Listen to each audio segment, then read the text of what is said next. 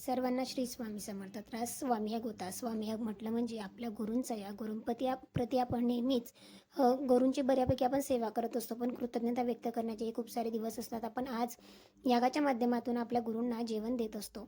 तर आज स्वामी याग असल्यामुळे सकाळी छान अशी देवपूजा केली आणि आजची देवपूजा तितकीच महत्त्वाची होती, कारण स्वामी याग होता. महाराजांच्या मूर्तीवर अभिषेक केला, नंतर स्वयंपाक केला आणि आऊंसाठी माझ्यासाठी छान असा गरमागरम चहा बनवला.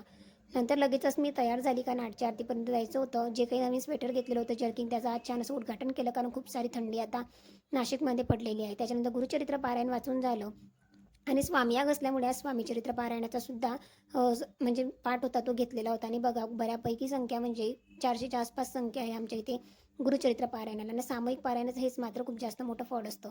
त्याच्यानंतर लगेचच स्वामीचरित्र सारामृत वाचून झालं आणि स्वामीयागसाठी वरती गेलो. 10:30ची आरती झाली, त्याच्यानंतर स्वामीयाग झालं. स्वामीयाग म्हणजेच काय, तर स्वामीचरित्र सारामृत जे आहे ते हवनयुक्त होतं.